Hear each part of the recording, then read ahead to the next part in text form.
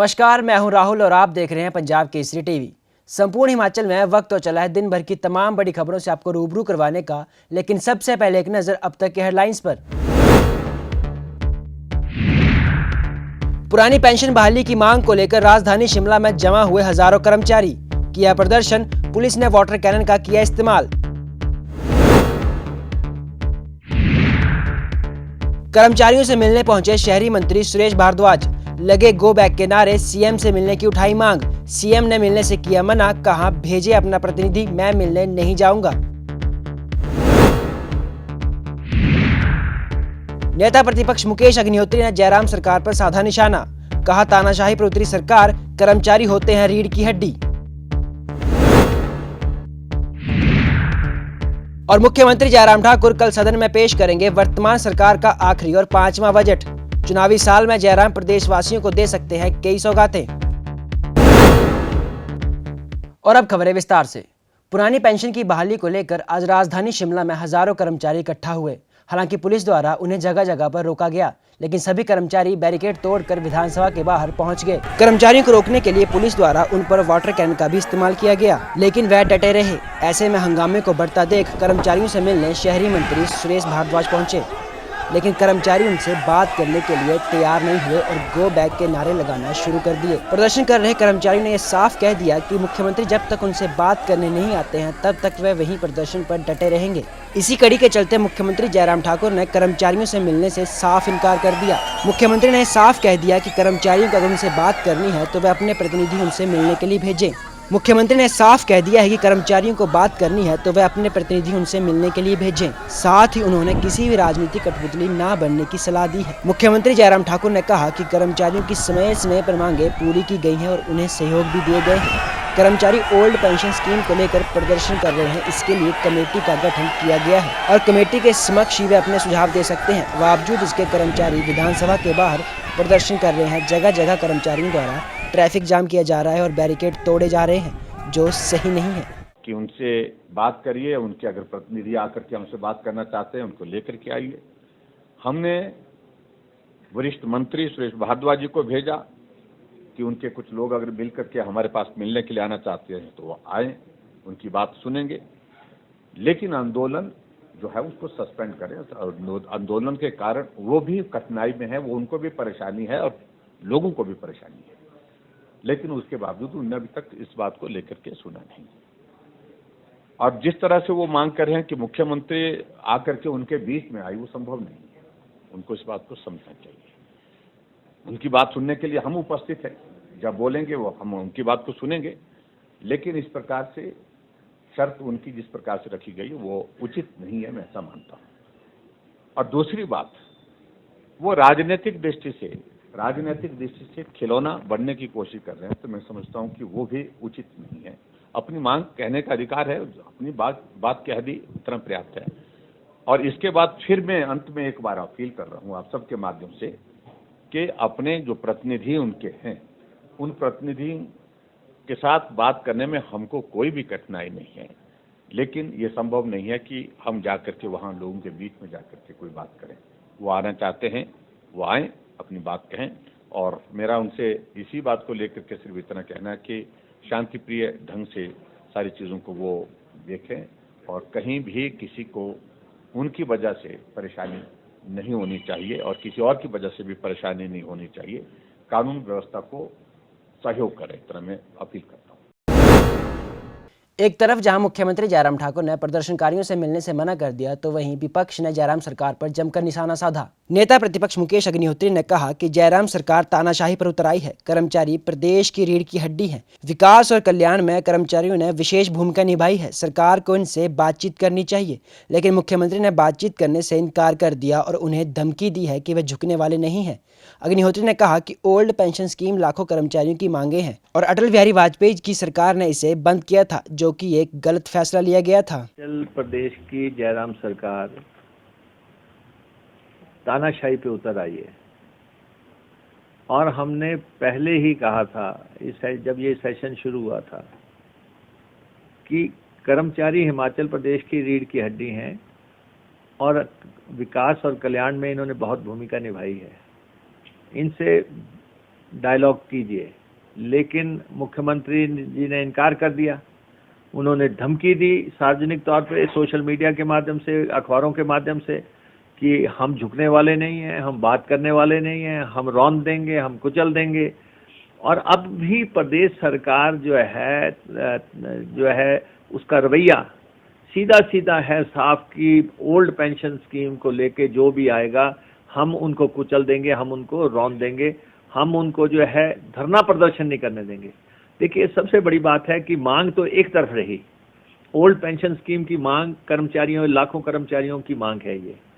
ये श्री अटल बिहारी वाजपेयी जी की सरकार ने बंद किया, और मुझे लगता है कि वाजपेयी जी ने अपने जीवन का सबसे गलत फैसला ये कर्मचारियों की पेंशन बंद करके किया। मुख्यमंत्री जयराम ठाकुर कल सदन में बजट पेश करेंगे। इस बजट से लोगों और कर्मचारियों को काफी उम्मीदें हैं। आपको बता दें कि हिमाचल प्रदेश के मुख्यमंत्री जयराम ठाकुर अपनी सरकार के कार्यालय का आखिरी और 5वां बजट 4 मार्च को सदन में पेश करेंगे। इससे पहले 3 मार्च को कैबिनेट में वित्त वर्ष 2022 और 23 के बजट को मंजूरी दिलाई जाएगी। सदन में बजट पेश करने के बाद इस पर चर्चा होगी और 15 मार्च को इसे सदन में पारित करवाया जाएगा। मुख्यमंत्री जयराम ठाकुर ने शिवरात्रि महोत्सव के चलते मंडी में एक बैठक का आयोजन किया। इस बैठक में मंडी के सांस्कृतिक सदन में आयोजित कारदार संघ की बैठक की। इस दौरान उन्होंने कहा कि मंडी के अंतर्राष्ट्रीय शिवरात्रि महोत्सव में सैकड़ों देवी देवता अपने देवलों के साथ भाग लेते हैं, लेकिन उन देवलों को ठहरने के लिए स्थान का अभाव काफी समय से बना हुआ है। इसीलिए संस्कृति सदन का निर्माण किया गया है। मुख्यमंत्री ने कहा कि मंडी शहर वास्तव में देवी देवताओं की भूमि है और तभी इसे छोटी काशी के नाम से जाना जाता है। उन्होंने कहा कि मंडी जिला के प्रत्येक गांव का अपना देवता और उनका मंदिर होता है। मैं यहाँ आकर के जब मैं विजिटर बुक को रिकॉर्ड कर रहा था तो मेरे मन में भाव आया कि हमको इस संस्कृति सदन को किसी नाम के साथ जोड़ना चाहिए, जिसके प्रति आस्था हो, जिसके प्रति श्रद्धा हो, जिसके प्रति ऐसा नाम सोच करके हम विचार कर रहे हैं कुछ चीजों को लेकर के क्या करना चाहिए। संस्कृति सदन तो है, लेकिन इसके किसी नाम के साथ जोड़ना चाहिए। स्थान का महत्व हमारे लिए जो है वो सांस्कृतिक दृष्टि से है। हमारी देवताओं के प्रति श्रद्धा, हमारी संस्कृति के प्रति श्रद्धा, इसलिए इसको सोचना चाहिए। मुझे लगता है कि इस नाम को लेकर के आपके मन में कोई इस तरह का नाम आएगा तो हमको जरूर सुझाएं, हम विचार करेंगे, उसके बाद हम निर्णय करेंगे। इसके जो भी निर्णय करना होगा किसी नाम के साथ। हमने कहा था कि कोई एक आयोजन ऐसा भी होना चाहिए, आप लोग आते हैं अपने रास्ते, आते हैं अपने रास्ते चले जाते हैं, लेकिन एक जगह समग्र जितना भी हमारा भजंत्री समाज आता है तो एक देव धुन जो है वो सामूहिक हो, जिसमें एक धुन के साथ जो है हम एक कार्यक्रम, उसमें एक इवेंट बनाए। विधानसभा बजट सत्र के दौरान कांग्रेस ने भाजपा पर कई गंभीर आरोप लगाए। विपक्ष ने सरकार पर विधायकों से भेदभाव के आरोप लगाए। विधायकों के आज के परिवेश में भूमिका पर चर्चा के दौरान कांग्रेस के विधायकों ने भेदभाव के आरोप लगाए हैं। कांग्रेस विधायिका आशा कुमारी ने सदन में कहा कि उनके विधानसभा क्षेत्र में उद्घाटन पट्टिकाओं को तोड़ा जा रहा है। उनकी पट्टिका के साथ ही मुख्यमंत्री की पट्टिका लगा दी जा रही है, जबकि उसका उद्घाटन पहले ही किया जा चुका है। इसके अलावा विधायकों को मुख्यमंत्री या मंत्री के आने तक की सूचना नहीं दी जाती है। उन्होंने मुख्यमंत्री से मांग करते हुए कहा है कि इन योजनाओं में विधायकों का ही नाम लिखा जाना चाहिए, चाहे वो किसी भी दल का विधायक हो। हमारा ये कहना है, पट्टिकाओं को लेके तो बात बिल्कुल सही है। जगह जगह पे हमारी पट्टिकाएं तोड़ी जाती हैं, उनको जबरदस्ती से गिराया जाता है। और दूसरी बात ये भी सही है कि अगर मैं तो अपने चुनाव क्षेत्र की बात करूंगी, मेरे जहाँ पे लगा हुआ मेरी पट्टिका लगी हुई है उद्घाटन की या शिलान्यास की, उसके बगल में मुख्यमंत्री की लगा दी गई है। ये मैं पहले उसका कर चुकी हूँ अपने समय में, उसका बजट भी हमारे समय का है। तो ये इस तरह की चीज़ें जो हैं ये शोभा नहीं देती। और जहाँ तक मुख्यमंत्री और मंत्रियों का टूर प्रोग्राम का प्रश्न है, हम लोगों को इनका टूर प्रोग्राम कभी नहीं आता। 1-2 मंत्री हैं जो आउट ऑफ कर्टसी खुद फ़ोन करते हैं, मैं नाम नहीं लूँगी, बट वो खुद फ़ोन करते हैं कि जी हम चंबा आ रहे हैं या आपके इलाके में आ रहे हैं, तो अगर संभव हो तो आपने ज़रूर मिलना। और कांगड़ा में अब प्रवासी पक्षियों के लौटने का सिलसिला शुरू हो चुका है। विश्व प्रसिद्ध वेटलैंड साइट पौंग बांध से प्रवासी पक्षियों के लौटने का सिलसिला शुरू हो चुका है और अधिकतर विदेशी पक्षी अपने देशों को वापस लौट चुके हैं। पौंग बांध जलाशय में इस मर्तबा देश व विदेश के 110 प्रजातियों के परिंदे पाए गए हैं। बात करें परिंदों की संख्या की तो पिछले वर्ष की अपेक्षा इस वर्ष पक्षियों की संख्या में बढ़ोतरी दर्ज की गई है। विश्व के विभिन्न देशों से सितंबर माह से विदेशी परिंदे पौंग बांध जलाशय का रुख करना शुरू कर देते हैं और फरवरी माह के अंत तक यहाँ रुखसत होना शुरू हो जाते हैं। वन्य प्राणी विभाग द्वारा की गई गणना में इस बार विदेशी परिंदों की संख्या 1,10,600 के करीब आंकी गई है, जबकि पिछले वर्ष यह संख्या 1,08,000 के करीब थी। गौरतलब है कि पिछले वर्ष एवियन इन्फ्लुएंजा के चलते 5,000 से अधिक विदेशी परिंदों की भी मौत हो गई थी। देखिए, पौंग डैम में जो प्रवासी पक्षी आते हैं वो इस साल जो है वो 31 जनवरी को वन्य प्राणी डिवीज़न हमीरपुर के स्टाफ के द्वारा जो है वो एनुअल सेंसस बर्डफॉल सेंसस किया गया और उसमें जो आंकड़ा है वो 1,10,600 के लगभग जो है वो हमारे पास पक्षी जो हैं उनकी गणना की गई है। तो लास्ट ईयर जो है, जैसे आपको विदित है, एवियन इन्फ्लुएंजा हुआ था और काफ़ी 5,100 के लगभग जो है पक्षियों की मृत्यु हुई थी, जिसमें बार हेडेड गीज़ जो था वो मेन स्पीशीज़ थी। तो उस समय जो था वो 1,08,000 थे। तो अगर हम दोनों वर्षों की तुलना करें तो इस साल जो है वो लगभग 2,000 के पास जो है वो थोड़ा ज़्यादा रहा है।